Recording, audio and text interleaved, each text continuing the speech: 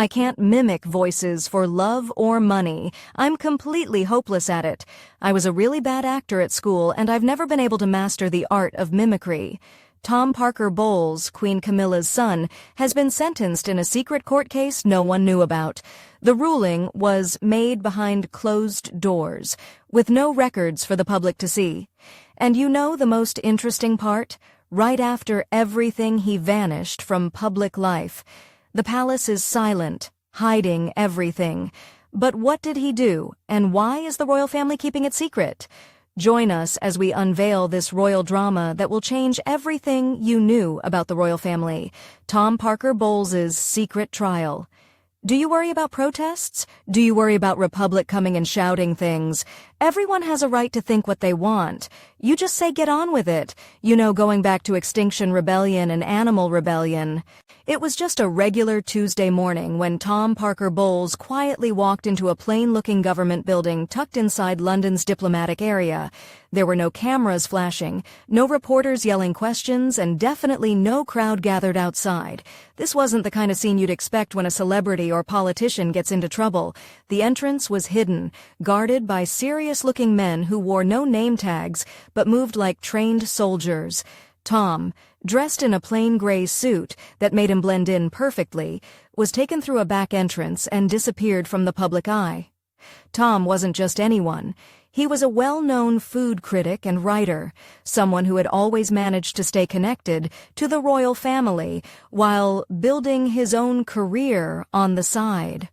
As he stepped through those doors, his face showed no sign of what was really going on, but what waited inside was far from normal. One insider described it more like a secret hearing than a real court. The room had no windows, and only a few people were allowed in. There were 3 judges with top-level security clearance, a few lawyers who never shared their full names, and a defense team that, according to those close to the case, wasn't chosen by Tom himself. It had been assigned to him. This whole thing wasn't anything close to a regular trial. A source with knowledge of tight security systems said it was more about protecting national secrets than giving someone a fair legal process. The exact accusations were never made public, but from what people close to the case revealed, Tom was believed to have shared private information with people from other countries. These weren't just random contacts. Some were connected to big news organizations overseas, and others were linked to foreign spy agencies. Apparently, investigators had been quietly watching Tom for quite a while. They noticed strange communication habits that raised alarms among the royal family's security team. It all seemed to begin innocently with his normal food industry contacts, but something shifted. According to someone who used to work with him, Tom started passing along details that had nothing to do with food. The information touched on how the palace operated, how security teams worked, and, most worrying of all, private conversations between top members of the royal family about very serious state matters. What made the whole thing even more delicate was how sensitive this information was. It wasn't just gossip. It was the kind of information that could shake the core of national security if it ever got out. This wasn't like the usual royal drama about love affairs or family arguments. What Tom was accused of sharing was way more serious. It had to do with how the royal family works behind closed doors with the government. That's the area he reportedly exposed, and it was dangerous ground. For 7 long hours, Tom sat through the secret hearing. He didn't panic or lose his cool. In fact, he was calm, just like the quiet man people had always seen in public. He didn't argue or try to defend himself, only speaking when directly asked a question. People who were in the room said he didn't look angry or scared, just like someone who knew exactly what he was up against, like a man who had accepted his fate. By the end of the day, the verdict came, and it was unlike anything anyone expected. They didn't use the word prison, but what Tom faced was just as isolating. He was to be taken away immediately, sent to a secret location, cut off from the outside world with no phone, internet, and no visits unless strictly approved. Officially, they called it protective isolation for national safety. But really, it meant he was being erased from public life. As he was quietly led out of the room through a private exit, one last sentence passed his lips. He looked at the lead security officer and said he understood why this had to happen and asked that his mother be told the same. It was a strange thing to say, unless you understood the world he came from. Those close to the royals believe it meant that he always knew the crown comes first, even before family. Within hours, Tom was flown out of London in a military plane. Hardly anyone knew where he was headed. Only a very small number of people with the highest clearance had access to that information. It wasn't just about taking him away. The palace had started a full-scale operation to wipe out all traces of his actions. By the next morning, a short and unclear statement was released. It said Tom Parker Bowles would be stepping away from the spotlight to deal with personal health issues and asked for privacy. It didn't mention the hearing. It didn't explain anything. That only made people even more curious. But while the public wondered, a well-organized team was already at work behind closed doors. They didn't just pack up his things. This was more like a clean sweep. Experts in digital forensics were sent to all his apartments in the city, his office, and even his quiet countryside home. Every computer was taken, phones were collected, even paper files were removed. But this went beyond collecting evidence. One insider said it was about wiping him out from the digital world, deleting every record, every message, every link that could lead back to the truth. His office, where he had written his reviews and books, wasn't just searched, it was taken apart. Hard drives were taken away, books and notes were boxed up and sent to secured locations. Nothing was left untouched. Even his calendar and scribbled notes were handled like they held state secrets. The way everything was cleaned out showed how scared they were, not just of what he had already said, but of what he might still be planning. There was real worry that he had more information stashed somewhere, ready to be shared later or even already sent to people overseas. Someone who had worked in intelligence explained that when someone with those kinds of royal ties starts leaking secrets, the danger doesn't end when the person disappears. That's why the next step was figuring out who helped him and making sure they couldn't do any more damage. People who had worked closely with Tom, especially editors and writers, suddenly found themselves being watched in ways they had never experienced before. Some publishers quietly admitted they were being nudged to hold off or even cancel any upcoming projects linked to his name. It was clear something bigger was going on, an organized move to cut off anyone who might help him reach the outside world. Not long after, things started vanishing online. His social media pages were either taken down or began posting content that felt totally off, like someone else had taken over. Clips from old TV interviews where Tom had talked about royal matters disappeared from streaming services. Even photos showing him at royal events were quietly removed from official sites and media platforms. What really worried people paying attention was how his work was being handled. His latest food columns couldn't be found on any of the platforms that once published them. Bookshops were asked to send back his newest cookbook, supposedly for a corrected version, but no updated edition ever arrived. This wasn't just about removing a man's face from public view. It looked like they were afraid his published work held hidden messages. A literary expert who had studied cases like this said the fear might have been that Tom had used food writing as a secret language. It sounds strange, but in that world, it's possible. A recipe can include code names. Cooking steps can hint at secret strategies. Even restaurant names might point to secret meeting spots.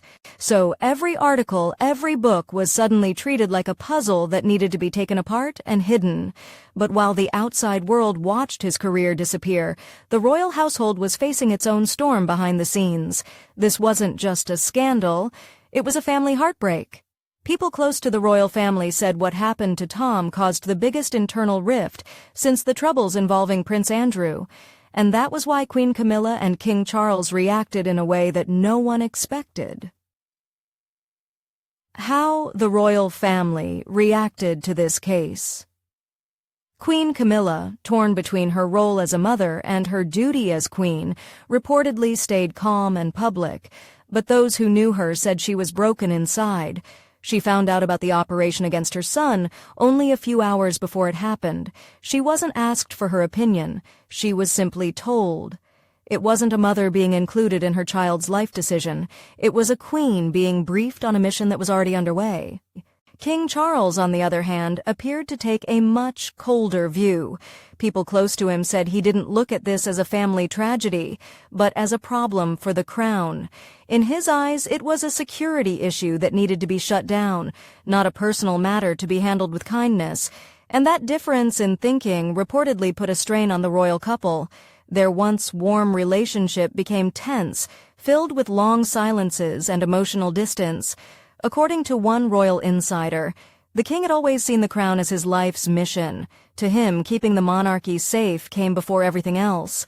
Even with everything happening around her, Queen Camilla hadn't yet developed the cold, detached mindset that life inside the palace usually demands. Her heart still responded like any mother's heart would. While others in the royal family had accepted the decision against Tom as necessary, she was still struggling to make peace with it. Prince William, for example, had reportedly supported the move. People close to the palace said he believed it was unfortunate, but had to be done for the sake of the monarchy's image. He had seen intercepted messages from Tom himself, and from what he read, he felt those communications could damage the public's trust in the royal family's political neutrality, something that the survival of the crown heavily depends on in today's world. Surprisingly, Princess Anne, who is usually known for her unwavering loyalty to rules and traditions, didn't entirely agree with how the whole thing was handled. Insiders claimed she privately raised concerns. She was uncomfortable with the idea of removing someone so close to the royal circle without any formal legal process. To her, going outside the law meant risking the values the monarchy claimed to stand for. If justice isn't fair, then what exactly are we protecting? For Tom's sister, Laura Lopez, the fallout has been deeply personal. Unlike her brother, Laura had always avoided the spotlight and kept her life as private as possible, even with her family ties. But now, people close to her say she's been emotionally down. She has tried several times to get in touch with her brother, but every request has been refused. And it was all because of security concerns. Even worse, she's been quietly warned that trying too hard to reach Tom might make it look like she's involved too. It's a harsh but effective way to keep her silent, using fear to keep even the most loving family members away. Just caring too much could put her under suspicion. As for Queen Camilla, the situation has placed her in a heartbreaking trap. She's expected to wear the crown and follow duty, even while her son is taken away from her. She hasn't been allowed to speak to Tom since the moment it all happened. The only updates she gets about him come from the same officials who planned and carried out his removal. In public, she carries herself with elegance and calm, always saying the right thing and doing her royal duties as if everything is normal. But behind closed doors, the pain leaks out. Staff have noticed changes that she drifts off in conversations, gets irritated more easily, and sometimes cancels her public events with unclear health excuses. She's mourning the loss of her child but isn't allowed to show it. Her heartbreak must remain hidden. Then came the announcement that shook the palace and stunned the world.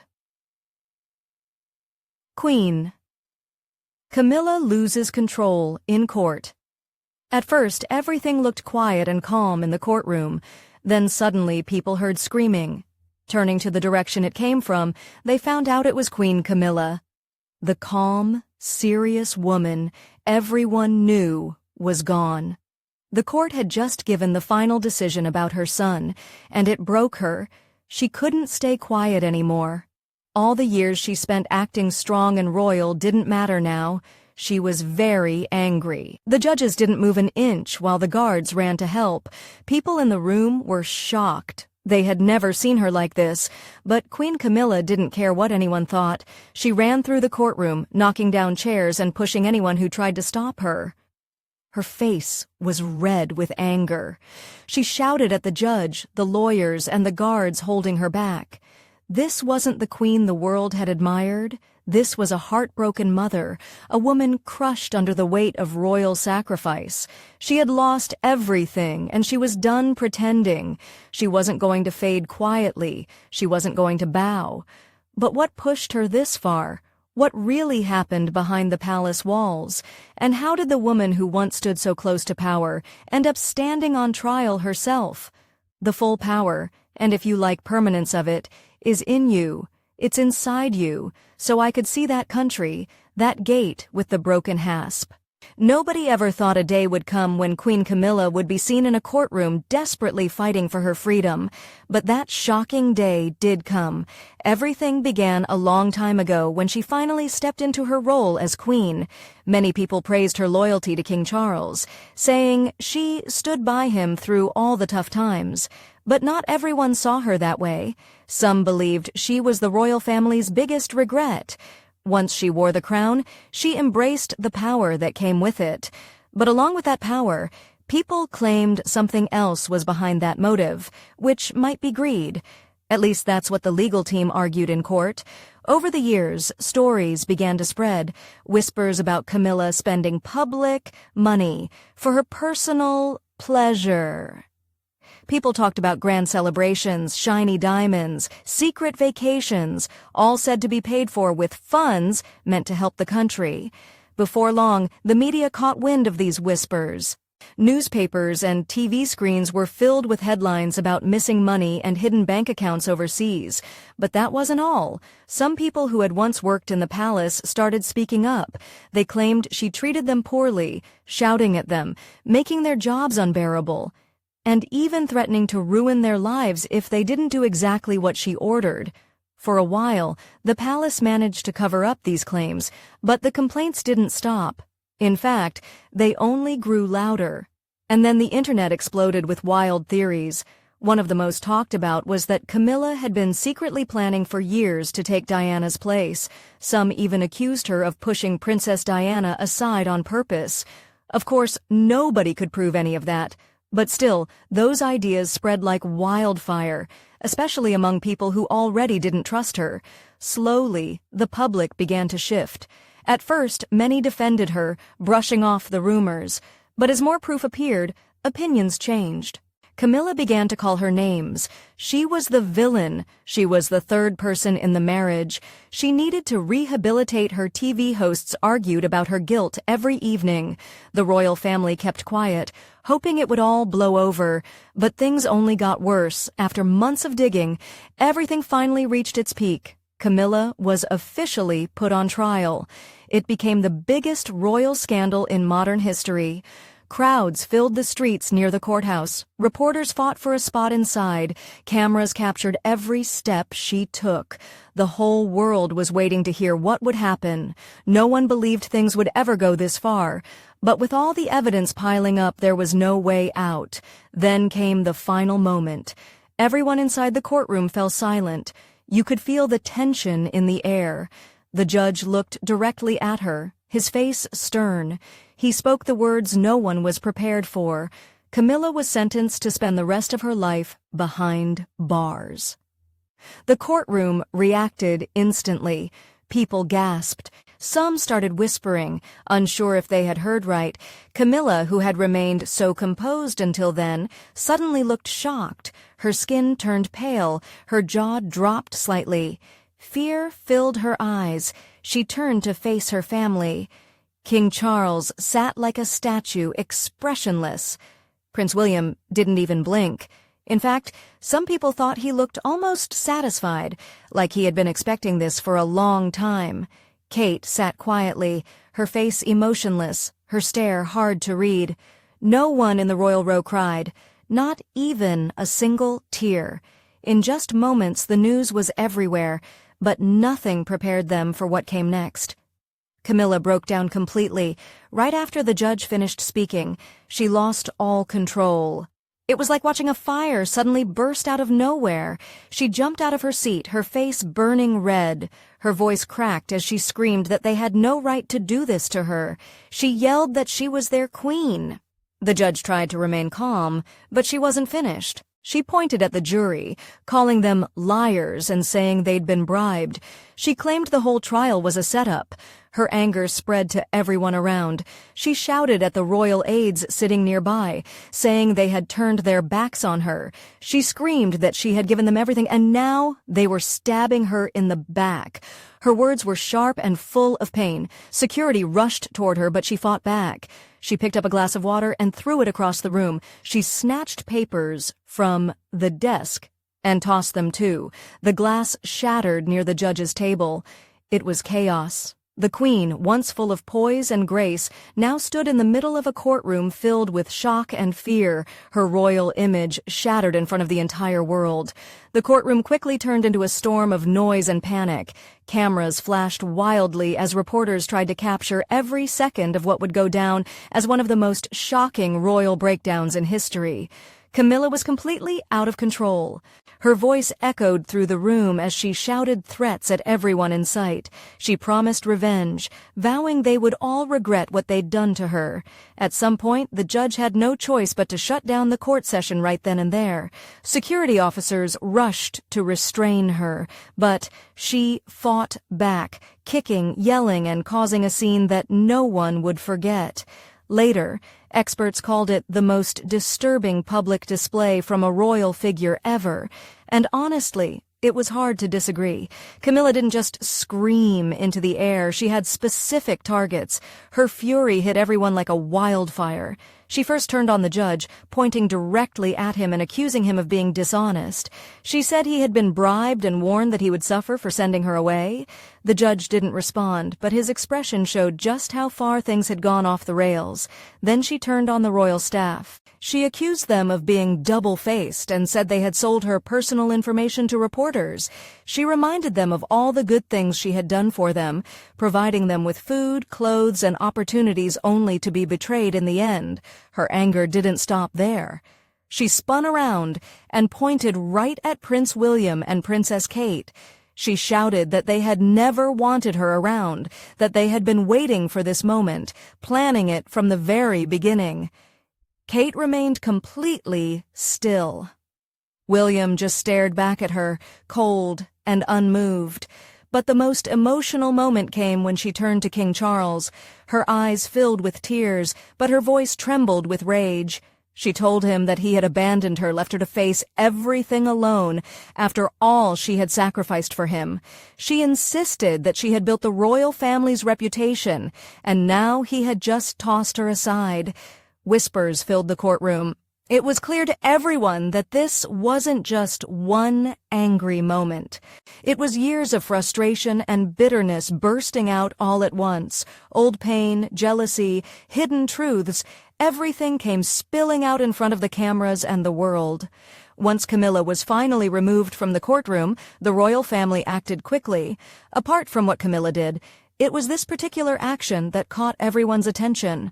Responding to the crisis, the royal family went into full crisis mode, trying to stop the situation from spiraling even more. Within hours, Buckingham Palace put out a short message.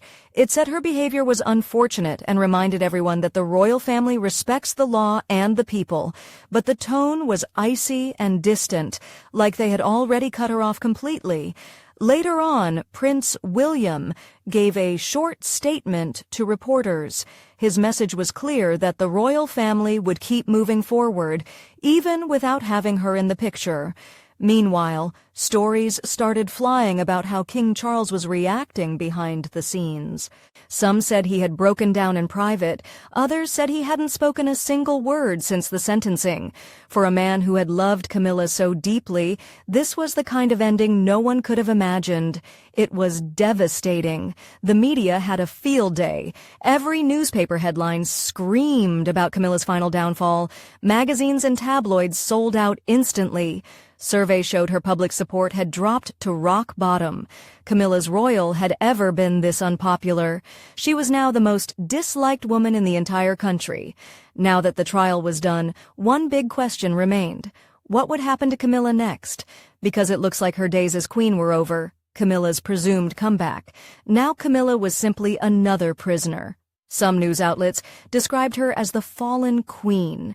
People even imagined her sitting alone in a small plain cell, dressed in a basic gray outfit, eating bland food. Still, rumors were spreading. Some said she was already planning a major comeback by starting with a book. A tell-all story straight from her prison cell, filled with secrets from inside the palace, and people would definitely buy it. The public was hungry to know what really goes on behind royal doors. There were also talks that she might agree to interviews from behind bars. Big news companies were offering crazy amounts of money just to talk to her, and truthfully, who wouldn't be curious to hear what she'd reveal? Then came questions about Charles. Would he stay married to a woman who was locked up for life? Or would this be the final straw in their long, complicated relationship? Only time would tell. But one thing was clear, that Camilla's world had changed forever. Most people close to the palace believe that divorce papers are probably already being prepared behind the scenes. Her title might even be taken away, and just like that, she might not be the queen anymore. Her legacy, instead of being remembered for grace or duty, would now be remembered for the chaos she caused. And as for the royal family, the damage was so huge. Some insiders whispered that the monarchy might never fully recover from what had just happened. Others feared this was only the beginning of its slow collapse. Even though the courtroom had finally quieted down, the storm Camilla left behind wouldn't be forgotten. Her fall from grace wasn't just dramatic, it was tragic. No one ever imagined that things would end like this. People were now wondering, was this who she truly was all along? Or did the weight of years finally break her down?